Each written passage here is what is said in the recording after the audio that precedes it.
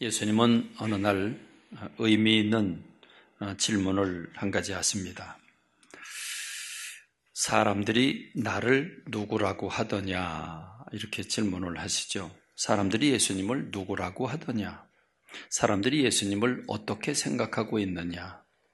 예수님은 어느 날 갑자기 사람들의 평가, 사람들의 예수님에 대한 그 시각, 이거를 궁금히 여기셨습니다. 근데 이것은 사람이라면 누구든지 공동으로 느낄 수 있는 감정들입니다. 말 못하는 짐승들도 자기를 인정해주고 자기를 아끼고 사랑하는 사람을 졸졸 따르게 마련입니다. 하물며 인격을 가진 사람이 다른 사람이 나를 어떻게 생각하느냐 하는 것 대단히 중요하게 반응할 것입니다. 다른 사람에게 인정을 받지 못할 때 사람들은 고통스러워합니다. 다른 사람이 나를 인정해주지 않는 것도 고통스러워하지만 아예 대놓고 무시를 당할 때 그러면 정말 열받게 되지요. 아마 견딜 수 없는 고통이 그에게 찾아올 것입니다. 인간은 다른 사람에게 인정을 받으면서 자기 자존감을 확인합니다. 다른 사람이 나를 인정해 줄 때 그때 내가 존재할 이유를 발견하게 됩니다. 누군가에게 사랑을 받는다고 하는 것, 그것은 존재 이유를 넘어서서 행복의 조건이기도 합니다. 그러므로 많은 사람의 존경과 사랑을 받고 산다고 하는 것은 최고의 자존감이고 또 행복감이라고 할 수 있을 것입니다. 그렇다고 하면 예수님은 다른 사람들이 나에 대해서 어떻게 평가를 하느냐, 좋게 보느냐, 나쁘게 보느냐, 또는 나에 대한 평가를 어떻게 할까? 예수님도 그런 관점에서 당신의 존재감 또는 당신이 어떤 다른 사람의 평가에 대해서 인정받기를 원하는 마음, 이런 것 때문에 물었을까? 오늘 우리가 성경 말씀을 읽어보면 예수께서 빌립보 가이사랴 지방에 이르러 제자들에게 물어 이르되 사람들이 인자를 누구라 하느냐? 갑자기 예수님은 사람들이 나에 대한 인식을 어떻게 갖고 있는가가 궁금해지셔서 그걸 질문하고 계십니다. 자, 그러면 왜 그렇게 묻고 계실까? 그러면 우리가 먼저 배경을 좀 한번 살펴봤으면 좋겠습니다. 예수님은 이걸 언제 이런 얘기를 했냐? 그리고 예수님이 어디서 이런 얘기를 했냐? 이걸 우리가 살펴보면 배경을 대략 알 수가 있습니다. 오늘 본문 말씀은 빌립보 가이사랴 지방에 이르렀을 때 이 말씀을 하셨다 이렇게 말하고 있습니다. 자, 그럼 빌립보 가이사랴라고 하는 곳은 어디에 있느냐? 빌립보 가이사랴. 여러분, 가이사랴에 대해서는 많이 들어봤죠? 가이사랴.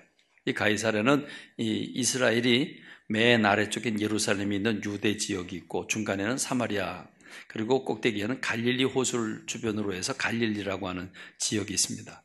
예수님은 갈릴리에 계시다가 주로 갈릴리에서 복음을 전하시다가 1년에 3번씩 절기가 있죠. 그럼 그 절기 때 예루살렘 내려오면서 또 내려와서 올라가면서 그리고 복음을 전하시고 그리고 또 다시 갈릴리에 가셨다가 다시 절기를 만나면 또 내려오시고 이렇게 그런 과정을 겪으면서 복음을 전하시는데 지금 이 가이사랴라고 하는 곳은 갈릴리 유대 지역과 사마리아와 갈릴리라고 하면 그 중간 지역에 위치한 지중해 연안에 있습니다.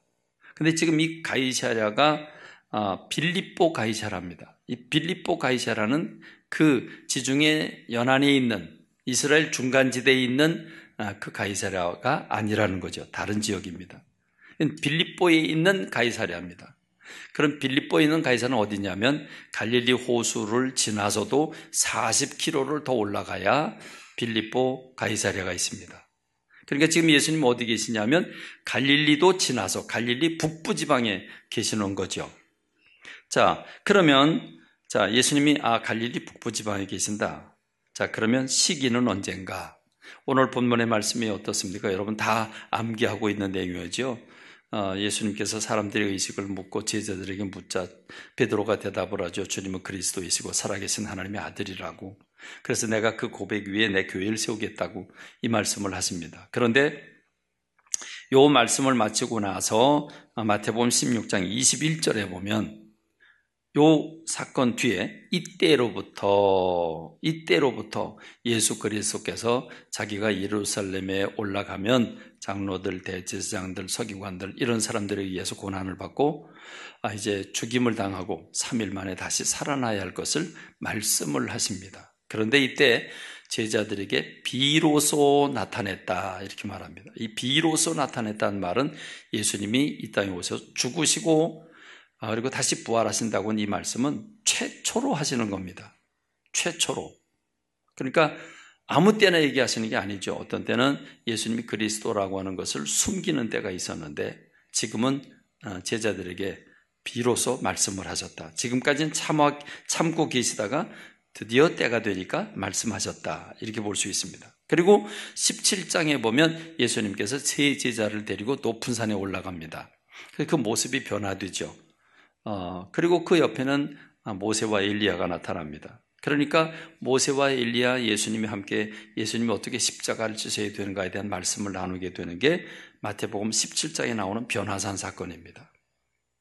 그 대화 속에서도 예수님은 인자도 이와 같이 고난을 받으리라 라고 말씀을 하십니다.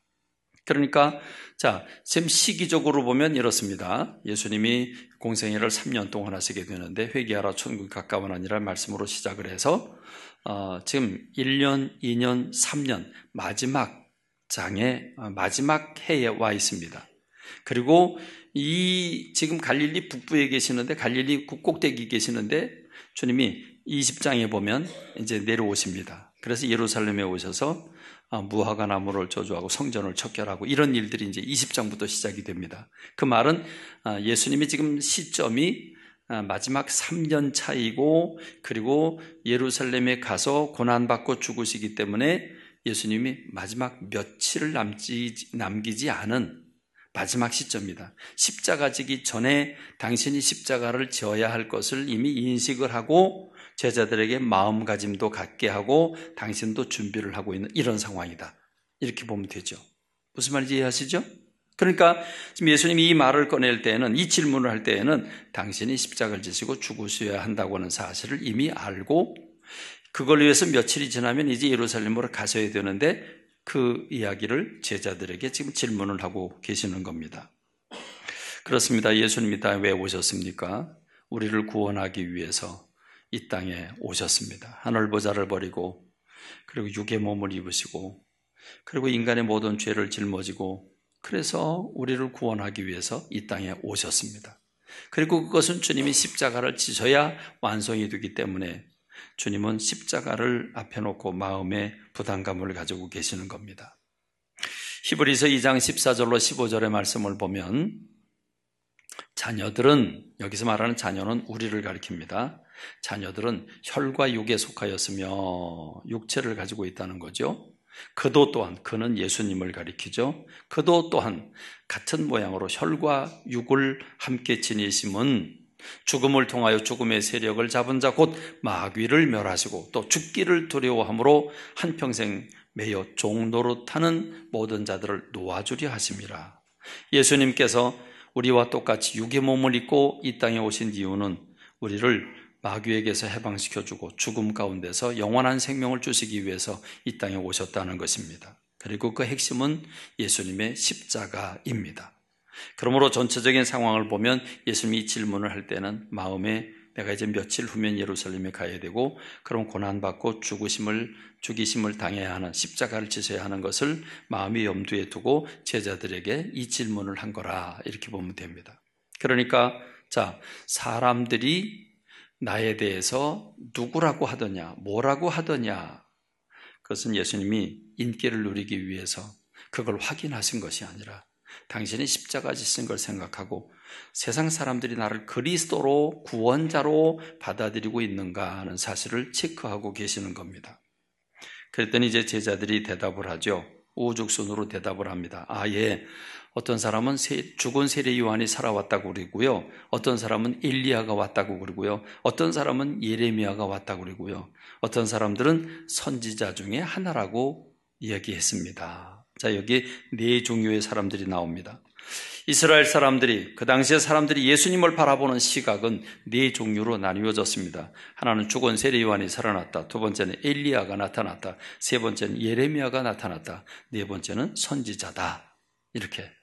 자, 그럼 우리가 좀 분석을 해봅시다. 왜 세례요한, 이미 죽은 세례요한이 살아났다고 그랬을까요? 세례요한은 예수님보다 앞서서 태어났죠. 6개월 먼저 태어나고, 세례요한은 안락한 삶을 거절하고 광야로 뛰쳐나가서 광야에서 미뜨기와 석청을 먹으면서 낙타 톳옷을 입고 가죽띠를 띠면서 야인처럼 삽니다. 그리고 마침내 때가 되니까 회개해라, 천국이 가까이 왔다 그러면서 온 이스라엘 사람들이 이 광야로 이 야인을 보기 위해서 나왔을 때 그들의 회개를 촉구하면서 요단강에서 세례를 베푼 사람이 세례 요한이죠. 근데 그 세례 요한은 이제 예수님께 사역을 시작하시자 그가 체포되고, 그래서 헤롯 왕이 그 잔칫날 그 자기 부인의 딸이, 헤로디아의 딸이 춤을 추고 너무 귀엽게 이쁘게 춤을 잘 춰서 내가 너한테 뭔 선물 줄까? 그러니까 엄마한테 속닥속닥 해가지고 자기의 비리를 만천하에 드러나게 한 세례 요한의 목을 달라고 요청을 하죠. 그러니까 고민을 하다가 많은 사람이 지켜보고 있는데 안 들어줄 수 없으니까, 그래서 세례 요한을 목을 베가지고 그 쟁반에 세례 요한을 갖다 주죠. 그 세례 요한은 죽었습니다. 죽었는데 왜 사람들이 예수님이 사역하시는 모습을 보면서 죽은 세례 요한이 살아났다고 그럴까? 여러분, 예수님도 세례 요한과 똑같이 회개해라, 천국이 가까이 왔다는 메시지를 전하셨고, 70제자 12제자를 뽑아놓고 2명씩 짝지어 보내면서 너희들이 각 동네로 가면 딴소리하지 마라. 오직 하나님의 나라 천국이 가까이 왔다고 그래라. 그리고 세상과 타협하지 않으면서 사람들에게 세례 요한이 전한 것처럼 천국의 메시지를 전했기 때문에, 그래서 사람들은 죽은 세례 요한이 다시 살아났나 보다. 또 세례 요한을 보기 위해서 많은 사람들이 인산인해, 예루살렘 사람들이 다 나갔다고 할 정도니까 그렇게 많은 사람을 몰고 다닌 게 세례 요한인데, 예수님 역시 가는 곳곳마다 수많은 사람들을 몰고 다니니까 죽은 세례 요한이 다시 살아났나 보다, 이런 생각을 하게 됩니다. 근데 두 번째 엘리야입니다. 여러분, 성경에서 엘리야라고 하는 사람에 대한 평가를 어떻게 하고 있습니까? 엘리야는 수많은 그 선지자들 가운데 가장 많은 기사와 이적을 행했던 사람이 엘리야입니다. 여러분 잘 아시는 대로 갈멜산에서 능력 대결을 하죠. 바알과 아세다롯을 섬기는 선지자들과 더불어 송아지를 잡아놓고 어느 신이 참신이냐? 너희들 먼저 기도해라. 바알과 아스다롯 신이 하늘에서 불을 보내서 이 제물을 태우는지 어디 보자. 그리고 영적 대결을 벌이는데 그들이 하루 종일 자기의 신들을 찾지만 아무도 불을 내려주지 않죠. 그러자 저녁 무렵에 엘리야가 하나님 앞에 기도하고 하늘로부터 불이 내려와서 그 송아지를 다 태우게 됩니다. 그러자 엘리야는 그 850명의 선지자를 기드론 시내가에 가서 다 처형을 하죠. 그리고 3년 반 동안 비가 오지 않던 그 이스라엘에 엘리야가 가서 기도할 때 하나님이 비를 내려 보내주십니다. 그래서 엘리야라고 하는 선지자는 한마디로 말하면 기적의 선지자, 수많은 기사와 이적을 행한 선지자로 알려져 있습니다. 근데 예수님은 가는 곳곳마다 병자들을 고치고 귀신들을 추방하고 안질병이, 또 소경 또는 귀머거리 이런 사람들을 다 고쳐주는, 오병이의 사건이 일어나고 바람과 바다를 잔잔하게 하는 그런 기적 사건들을 동반하는 게 예수님의 사역이었기 때문에 사람들은 예수님을 바라보면서 엘리야가 다시 살아왔구나, 이런 생각을 하게 됩니다. 근데 세 번째는 예레미야죠. 여러분, 예레미야 그럼 딱 떠올려지는 게 뭡니까? 예레미야, 눈물의 선지자죠. 예레미야는 이스라엘 백성들이 그동안에 불순종하고 우상숭배를 하다가 결국 이스라엘은 하나님의 채찍을 맞아서 멸망을 당하게 됩니다. 어떻게 멸망을 당합니까? 바벨로니아라고 하는 나라가 쳐들어와서 이스라엘을 완전히 멸망시킵니다. 그래서 예루살렘 성이 파괴가 되고, 그리고 바벨론 포로로 끌려가 70년 동안 종살이하게 된다고 하는 것을 선언한 것, 가르친 것, 전파한 것, 그게 바로 예레미야죠. 그러니까 예레미야와 똑같이 예수님도 이스라엘의 멸망을 선포합니다. 이스라엘 백성들이 예수 그리스도를 거절하고 결국 이스라엘의 종말이 찾아온다고 하는 사실을 말씀하고 예루살렘 성이 완전히 무너질 것에 대해서 말씀을 하시고 종말에 대한 심판에 대한 말씀을 무더기로 쏟아내신 예수님을 바라보면서 저분은 예레미야인가 보다, 이제 이런 생각을 하게 되는 겁니다. 그리고 이제 네 번째로 선지자 중에 하나다. 다시 말하면 예수님을 선지자로 바라보았다는 것입니다. 선지자는 어떤 사람입니까? 하나님의 말씀을 먼저 받아서 사람들에게 하나님의 말씀을 선포하는 사람이 선지자들이잖아요. 그러니까 예수님이 천국 복음을 전파하시자 예수님을 바라보고 선지자로구나, 이런 생각을 하게 되는 겁니다. 그렇습니다. 여기서 종합적으로 말하자면 예수님은 이 땅에 우리를 구원하기 위해서 오셨는데 지금 세상 사람들은 예수님을 메시아로 받아들이지 않고 있습니다.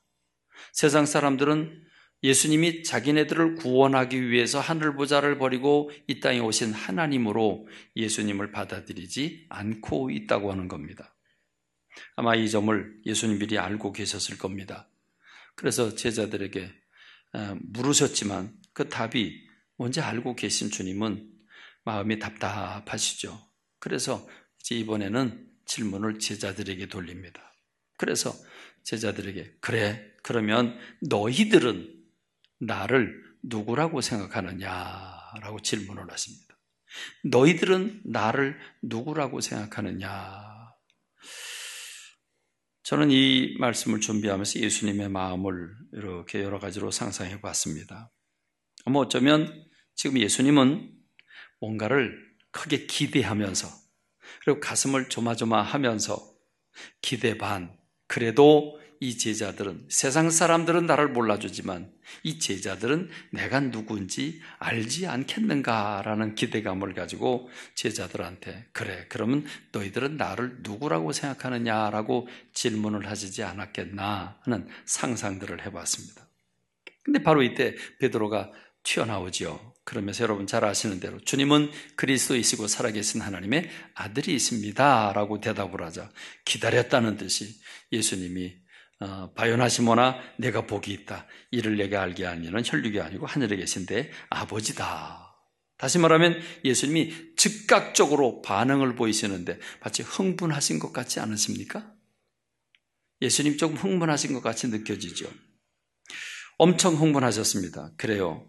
정답을 정확하게 확실하게 주저함 없이 대답을 하는 걸 보고 우리 예수님이 너무 기분이 좋으셨어요. 바요나 시모나 내가 복이 있다. 이를 내게 알게 한 이는 혈육이 아니다. 하늘에 계신 내 아버지다. 맞다는 거죠. 정답이라는 거죠. 예수님이 이 땅에 오신 목적을 분명하게 얘기하는 이 모습을 보고 예수님이 칭찬을 하시는데 근데 여러분 좀 재밌는 칭찬을 하시잖아요. 이를 내게 알게 한 이는 혈육이 아니다. 다시 말하면 네 정신으로 이걸 알았겠냐? 네 정신으로 네 실력으로 이걸 알았겠냐? 아니다. 그것은 하늘에 계신 내 아버지시다. 성령님을 통해서 너에게 깨우쳐 줬다는 말이죠. 그러니까 베드로 너는 네 정신 갖고 이거 죽었다 깨라도 모를 텐데 너 그거 어떻게 알았냐? 그래 그거는 하나님이 알려주신 거지. 그러면서 지금 예수님이 이 베드로의 이름을 부르는데 바요나 시모나 이렇게 부르십니다. 바라고 하는 말은 아들이라는 뜻이고 요나의 아들 시모나 이렇게 부르고 있습니다. 이 베드로의 원래 이름이죠. 여러분 이 이름은 3년 전에 지어줬습니다. 3년 전에 예수님이 베드로를 부르실 때 이 시몬을 부르실 때 베드로는 이름을 붙여줍니다. 3년 동안 베드로라는 이름을 불러오셨습니다. 그런데 지금 이 시간에는 바요나 시모나 이렇게 부르고 계십니다. 육신적인 이름, 아버지가 지어진 이름을 부르고 계시는 거죠. 다시 말하면 혈과 육, 혈육을 강조한 겁니다. 근데 너는 아버지가 붙여준 이름, 내 혈육을 가지고는 절대로 알 수 없다. 그걸 알게 된 것은 하나님께서 내게 알려주신 것이다. 이렇게 말씀을 하십니다. 여러분 예수님은 왜 그렇게 기분이 좋으십니까? 그래서 내가 복이 있도다 이렇게 말씀을 하시는데 왜 예수님은 그렇게 기분이 좋으실까요? 제자들이 지금 베드로가 예수님 이 땅에 오신 목적을, 메시아로 그리스도로 세상을 구원하기 위해서 오신 목적을 분명히 얘기하고 있고, 살아계신 하나님의 아들이라고 한 대답을 통해서 하나님께서 육의 몸을 입고 이 땅에 오셔서 사람들 앞에서 사람들의 죄를 짊어지기 위해 오신 그 하나님의 마음을 정확하게 대답했기 때문입니다. 자, 그럼 이제 세 번째로, 첫 번째는 하나님의 사람들이 예수님을 어떻게 생각하는지 물으셨습니다. 두 번째는, 찬영아, 다 적었지? 첫 번째 적었고, 두 번째, 제자들에게 물었습니다. 제자들이 대답을 했습니다. 세 번째는 지금 예수님이 오늘 저와 여러분들에게 묻고 계십니다. 저와 여러분들에게 묻고 계십니다. 너희는 오늘 이 말씀을 듣고 있는 여러분은 예수님을 누구라고 생각하고 계십니까? 여러분은 예수님을 누구라고 생각하고 계십니까? 그렇습니다. 여러분 모두가 주님은 그리스도이시오 살아계신 하나님의 아들입니다 라고 고백을 동일하게 하고 계시지요? 동일하게 하고 계시지요? 그렇습니다. 오늘 이 말씀을 듣고 있는 분들, 적어도 세례를 받은 분들이라면 누구든지 우리 교회 시스템에 의해서 다들 예수님을 구원자로 고백한 분들입니다. 세례를 받을 때 예수님께서 이 땅에 오신 목적이 우리의 죄악을 용서하시기 위해서 오셨다고 하는 사실. 그래서 당신이 죄인이십니까? 당신이 죄인임을 믿고 계십니까?를 묻고 있고, 그래서 예수님이 당신을 위해 십자가 지신 것을 당신이 믿고 있는가를 묻고 있고, 그 예수님은 살아계신 하나님이 우리를 사랑하셔서 육의 몸을 입고 아들의 모습으로 이 땅에 오셨다고 하는 것을 믿는가? 여러분, 이 질문은 다 합니다. 이 질문에 응답한 분들이 세례를 받았고, 그리고 세례받고 5년, 10년, 20년, 30년 지난 여러 교우들도 많습니다. 그런데 저는 이 시점에서 다시 여러분들에게 묻고 싶습니다. 여러분은 진정 예수님을 누구라고 생각하고 계십니까? 누구라고 믿고 계십니까? 예수님이 그리스도, 메시아, 다시 말하면 구원자로 이 땅에 오셨다고 한다면 내가 구원을 받아야 하는 존재라는 사실을 마음속 깊이 믿어야 합니다. 나는 내가 내 힘으로, 내 지식으로, 내 공로로, 내 실력으로, 내 생김새로, 내 무엇이든지 나는 내 것으로 구원받을 수 없는, 나는 죽을 수밖에 없는 죄인이라고 하는, 난 죽음을 가지고 태어난 죄인이라고 하는 사실을 마음속 깊은 곳에서 절망하여야 합니다. 그리고 자기 부인이 있어야 합니다. 여러분, 지금 예수님을 믿고 10년, 20년, 30년이 지난 이 시점에서 여러분 정말 내가 구원이 필요한 사람이라고 하는 사실을 믿고 계십니까? 내 힘으로는 구원받을 수 없다고 하는 사실을 믿고 계십니까? 그래서 예수 그리스도가 아니면 내가 구원받을 수 없다는 사실을 믿고 계신가, 그 말입니다. 그리고 나를 구원하기 위해서 오신 예수님은 살아계신 하나님, 우주 만물을 창조하신 창조주여 전능자이신 하나님께서 나를 구원하기 위해서 육의 몸을 입고 이 땅에 오신 아들의 모습으로 오신 살아계신 하나님이라고 하는 사실을 정말 믿고 계신가, 그 말이죠. 그렇다고 하면 우린 지금도 자기 부정이 계속해서 일어나야 하고 예수 그리스도 이름을 붙잡는 삶이 있어야 하고, 지금 내 삶 속에서 내 고난이나 아픔이나 갈등이나 힘들고 어려운 삶의 현장에서 살아계신 하나님이 지금도 나와 함께 계시고 나를 도우시는 하나님이라고 하는 사실을 믿고 있어야 된다는 말입니다. 오늘 교회 창립주일을 맞으면서 오늘 우리가 교회를 주님이 왜 세우셨는가를 깊이 기억하고 반응하는 제가 되고 여러분들이 되기를 주님의 이름으로 축원합니다.